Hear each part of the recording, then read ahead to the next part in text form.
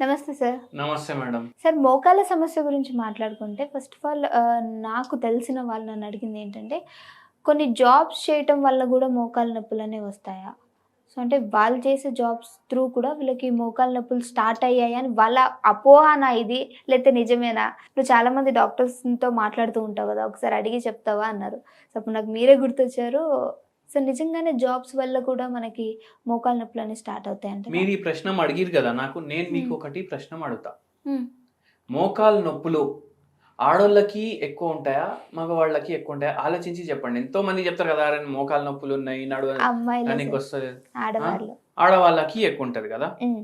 ఇప్పుడు చెప్పండి, ఆడోళ్ళు ఎక్కువ చేసే జాబులు ఏముంటాయి? జాబ్‌లంటేనేమో నార్మల్‌గా నించొని చేసేవి ఉంటాయి షాపింగ్ మాల్స్‌లో. ఎక్కువ శాతం అక్కడే చూస్తూ ఉంటాం. ఇంకొకటి ఇంట్లో చేసే వంట. బట్ దాన్ని జాబ్‌గా కన్సిడర్ చెయ్యము. జాబ్‌గా కన్సిడర్ చెయ్యరు కదా! హ్మ్. మీకొకటి చెప్తా. ఎక్కువ టీచర్లు ఉండేది ఆడోళ్ళు ఉంటారు కదా! అవును. ఉంటారు. అవునా కాదా? ఉంటారు. మొత్తం రోజు 8 పీరియడ్లు ఉంటాయి స్కూల్‌ల. హ్మ్. ఇప్పుడు కొన్ని పెద్ద స్కూల్లు ఉంటాయి. ఆ స్కూల్‌ల 7 నుంచి నైట్ 7 వరకు కూడా స్కూల్ నడుస్తూనే ఉంటది. అవును. నడుస్తుంది. అవునా కరెక్టే. కాదా? హ్మ్. పిల్లలకి ఐఐటీ అంటే కూడా అర్థం కాదు. హ్మ్. 6థ్ క్లాస్ నుంచి వాడికి ఐఐటీ కోచింగ్ కూడా స్టార్ట్ అయిపోతది. అవును. ఇప్పుడు వీళ్ళు 10 పీరియడ్లు నిల్చుంటారా అక్కడ? నుంచుంటారు. 10 నిల్చోకపోతారు అనుకోండి. 8 పీరియడ్లు అయితే నిల్చుంటారు కదా! నుంచుంటారు. అవునా కదా? మీరు ఇంకోటి చూడండి. అధిక బరువు ఉన్నోళ్ళు ఎక్కువ లేడీసే ఉంటారు. యెస్. కరెక్టే సార్. కరెక్టే కదా! హ్మ్. ఎందుకంటే హార్మోనల్ చేంజెస్ ఉంటాయి, స్ట్రెస్ ఉంటది, నిద్ర చక్కగా ఉండదు. 100 రీజన్లు ఉంటాయి దానికి. అవును. థైరాయిడ్ వ్యాధి వస్తది లేడీస్‌కి ఎక్కువ, పీసీఓడీ వస్తది లేడీస్‌కి ఎక్కువ. వీటి వల్ల కూడా బరువు పెరుగుతది. అవునా కదా! హ్మ్. బరువు ఎక్కువ ఉంది. మార్నింగ్ నుంచి నైట్ వరకు నిల్చోడు ఉంది. మార్నింగ్ నుంచి ఈవినింగ్ వరకు అయితే నిల్చోడు ఉంది. మోకాళ్ళ మీద బరువు ఎక్కువ పడుతుంది. అవును. అప్పుడు వీళ్ళకు మోకాళ్ళ నొప్పులు వచ్చే ఛాన్సులు పెరుగుతాయి. ఓకే. ఓకే. హ్మ్. ఒక పేషెంట్ వచ్చిండు మన దగ్గరికి.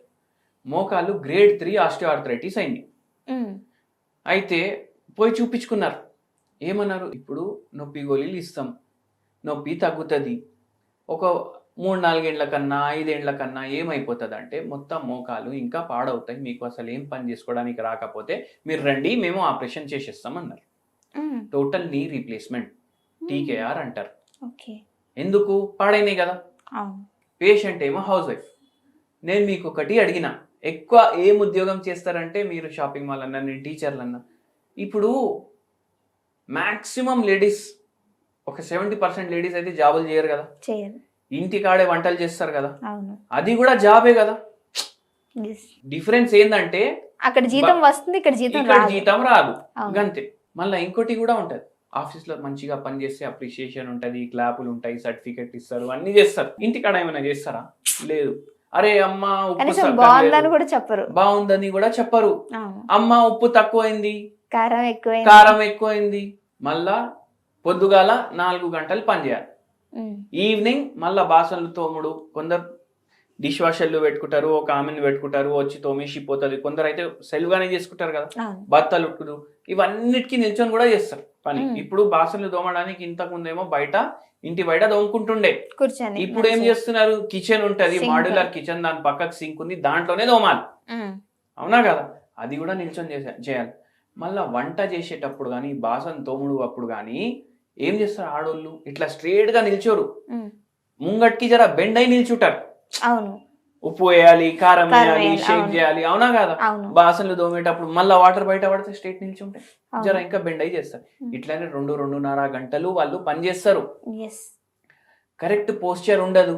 హ్మ్. దాని మీద బరువు ఎక్కువ ఉంది. అవును. మోకాళ్ళ మీద ఎక్కువ బరువు పడుతుండే పేషెంట్‌కి అట్లా ఓకే. పాడైంది. హ్మ్. మళ్ళా మనం ఇంకోటి కూడా చెప్తాం. హ్మ్. స్ట్రెస్ కూడా ఉంటది కదా! ఇప్పుడు కొందరైతే రోజు వండుతారు. ఇప్పుడు ఈ పేషెంట్ కేస్‌లో ఎట్లుంది అంటే, ఏం స్ట్రెస్ ఉంది? ఏం స్ట్రెస్ లేదు అన్నారు. 4 గంటలు పని చేయాలి. ఒకరోజు పని చేయాలి, ఒకరోజు పని చేయొద్దు. హ్మ్. మళ్ళీ ఒకరోజు వండుతారు, ఒకరోజు వండకపోతే, అరే ఒక్కరోజు నా డ్యూటీ, ఒకరోజు మా కోడలిది డ్యూటీ. ఓకే. అదే ఇద్దరు కలిసి చేసారు. సగం టైంలో తగ్గుతది. అయిపోతది కదా అమ్మా అంటే, హ్మ్. లేదు. అంటే నాకు నా కోడలికి అంత పడదు. హ్మ్. ఆమె పని చేస్తే నేను చేయను, నేను చేస్తే ఆమె చేయదు. ఎందుకంటే మళ్ళా కొట్లాటలైతాయి ఇంట్ల. ఓకే. అవునా కాదా? హ్మ్. ఆమె ఉప్పు నా ప్రకారం ఎయ్యదు, నేను కారం ఆమె ప్రకారం ఎయ్యను. హ్మ్. అంటే ఇది స్ట్రెస్ ఉంది కదా, మెంటాలిటీస్ డిఫరెంట్. మెంటాలిటీ డిఫరెంట్ ఉంది. ఇవి అత్త కోడలిది అందరి ఇంట్లో అవుతుంది కదా, అవును. అయితే వీళ్ళ ఇంట్లో కూడా అట్లా అవుతుంది. మళ్ళీ మీకు టెన్షన్ ఏదో ఒకటి ఉంటుంది కదా. ఇప్పుడు ఇంత చెప్పిర్రు, ఏం టెన్షన్ ఉంది మీకు అంటే, నాకు ఏంది అంటే ఇప్పుడు నేను ఇంత చేసి పెడతా కదా, ఎవరు చెప్పరు అరే మంచిగా చేసినావు, ఇంత చేస్తున్నావు మా కోసం. ఇప్పుడు ఎవరికన్నా ఉంటది కదా, ఇప్పుడు అప్రిషియేషన్ ఉంటది. ఒక షాపింగ్ మాల్లో జాబ్ చేస్తున్నాడు, టార్గెట్ కన్నా ఒక 3-4 సార్లు ఎక్కువ చేసిండు, వానికి అందరు అప్రిషియేషన్ చేస్తారు. అరే నీ అమ్మిండు, క్లాస్ కొట్టండి, సర్టిఫికెట్ ఇస్తారు, హైక్ ఇస్తారు, బోనస్ ఇస్తారు. అవునా కదా? ఇంటికాడ ఇవేమి ఉండవు కదా. అవునా కదా? ఏం చేస్తున్నావు నువ్వు ఇంట్లో? వండుతున్నావు. ఏం చేస్తున్నావు నువ్వు ఇంట్లో? బాసనలు తోముతున్నావు. ఏం చేస్తున్నావు? బట్టలు ఏమో మడత పెట్టి పెడుతున్నావు. ఇవన్నీ కోపంలో చెప్పినా అంటారు మళ్ళా తర్వాత, మాకు ఎంత బాధ అవుతుంది. అవునా కదా? అయితే ఇవన్నీ బాధలు, మళ్ళా నిద్ర చక్కగా ఉండకపోవడం, షుగర్ వ్యాధి ఉండడం, ఇవన్నిటితోటి మోకాలు నొప్పులు వస్తాయి. ఓకే. ఈ పేషెంట్కి ఇప్పుడు ఏమైపోయింది అంటే, సార్ నిల్చొని నేను ఉన్నాను అనుకోండి, ఇప్పుడు నేను గంటన్నర నిల్చొని పనిచేయాలి. 10 నిమిషాలు నిల్చోగానే నాకు నొప్పి భరించలేని వస్తుంది. కొద్దిగా నడవంగానే బాగానే అనిపిస్తుంది. ఫస్ట్ 2-3 అడుగులు వేసినప్పుడు బాగానే అనిపిస్తుంది. ఒక 50 అడుగులు వేయంగానే అసలు నేను నొప్పి భరించలేకపోతా. కూసున్నప్పుడు టక్కని సౌండ్ వస్తుంది, లేచినప్పుడు టక్కని సౌండ్ వస్తుంది. నేను నిల్చోవాలంటే కూడా పక్క టేబుల్ ఉందనుకోండి, దాని మీద చేయి పెట్టి సపోర్ట్ ఇట్లా నిల్చోవాలి. ఇట్లా నేను పని చేస్తున్నా, నిద్ర ఉండదు, మోకాలు నొస్తూనే ఉంటాయి. పిల్లలు ఉంటారు ఇంట్లో, చిన్న చిన్న పిల్లలు, మన్మరాళ్ళు, వాళ్ళకు నొక్కు రాబోయి అనేసి కాళ్ళు చెప్తాను, మొత్తం కాళ్ళు లాగుతాయి.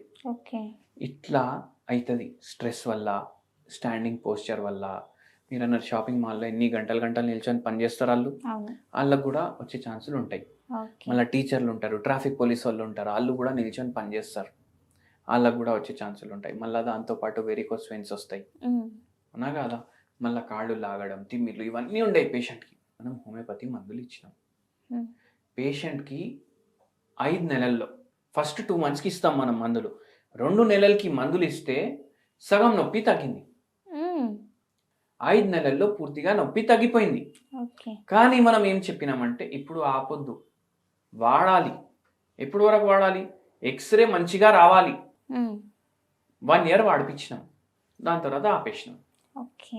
నిద్ర కూడా చక్కగా రావడం స్టార్ట్ అయింది మన మందులకి. మొత్తం అంతా సెట్ అయింది. ఇప్పుడు సెట్ అయింది, బరువు కూడా తగ్గిండ్రు. హోమియోపతి మెడిసిన్తో పాటు హోమ్ రెమెడీ అనేది చాలా ఇంపార్టెంట్ మన వాళ్ళందరికీ. ఎప్పుడెప్పుడు చేతన్ సార్ చెప్తూ ఉంటారని వెయిట్ చేస్తూ ఉంటారు. సో ఏదైనా హోమ్ రెమెడీ ఉందా సార్ నీ పెయిన్స్కి? క్యాంఫోరా అనేసి ఒక హోమియోపతి మెడిసిన్ ఉంది. ఓకే. ఈ మెడిసిన్ జీర్ణం చక్కగా అవ్వకపోవడం, మలబద్ధకం అవ్వడం, నొప్పులు అవ్వడం, ఇవన్నిటికీ వాడతారు. మళ్ళా హోమియోపతిలో ఎట్లుంటుందంటే, ప్రకృతిని బట్టి కూడా మందులు చేంజ్ అవుతాయి. ఇప్పుడు క్యాంఫోరాది ఏదైతే ప్రకృతి ఉంటుంది, ఏదైతే కాన్స్టిట్యూషన్ ఉంటుంది కదా, వాళ్ళకు ఎట్లుంటుంది అంటే, వాళ్ళు ఫీలింగ్స్ సప్రెస్ చేసుకుంటారు, బయటికి చెప్పరు. ఇప్పుడు కొందరు ఎట్లుంటారు, ఏమైనా చెప్పంగానే ఏమైనా అనిపించింది అనుకోండి, ఫట్టని చెప్తారు. ఏంది, ఏం మాట్లాడుతున్నావు, ఇట్లా మాట్లాడడం కరెక్ట్ కాదు అది అనేసి చెప్పేస్తారు కదా. ఇప్పుడు ఈ పేషెంట్ ఏంది, మనకేం చెప్పిండ్రు, అరే ఎంత చేసినా వీళ్ళకు నాకు వాల్యూ లేదు, నేను ఏం చెప్పుకోలేకపోతున్నా అంటే ఒక టైప్ చెప్తున్నా మీకు. అయితే వీళ్ళు ఏం చెప్పుకోరు, అట్లా కూడా ఉంటారు క్యాంఫోరా పేషెంట్లు. అయితే ఈ క్యాంఫోరా అంటే ఏంది తెలుసా మీకు? కర్పూరం ఉంటదా, కర్పూరం తోటి తయారు చేస్తాం ఈ మందు. ఇది 0/9 పొటెన్సీ. 0/9 పొటెన్సీ అంటే 0/9 పవర్ దీంది. ఇది రోజు ఒక 10 గోళీలు మీరు తినండి, కొద్దిగా మీకు నయం అనిపిస్తుంది, జర్ర నొప్పి రిలీఫ్ అనిపిస్తుంది. పూర్తిగా తగ్గుతుంది అని చెప్పట్లేదు, ఎందుకంటే మీ ప్రకృతిని బట్టి, శరీరాన్ని బట్టి మేము కంబైన్ చేసి మందులు ఇస్తాం. కర్పూరం అనేసి అన్నా కదా నేను, కర్పూరంలో కూడా రకాలు ఉంటాయి.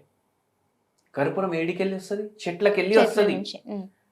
కర్పూరంలో భీమసేని కర్పూరం అనేసి ఒక కర్పూరం ఉంటుంది. భీమసేని కర్పూరం తీసుకోండి, ఎంత, ఒక చిట్ట ఉండదు కదా, అంత తీసుకోండి, గోరువెచ్చని నీళ్ళలో వేయండి, ఒక కప్లో, రోజు 2 పూటలు తాగండి. కొద్దిగా రిలీఫ్ ఉంటుంది. ఓకే. భీమసేని కర్పూరం మాత్రమే తీసుకోండి, వేరే కర్పూరం వద్దు. ముట్టుకోకండి.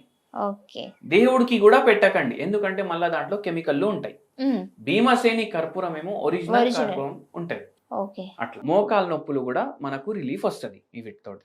Okay sir. Thank you so much sir. మంచి ఇన్ఫర్మేషన్ ఇచ్చారు.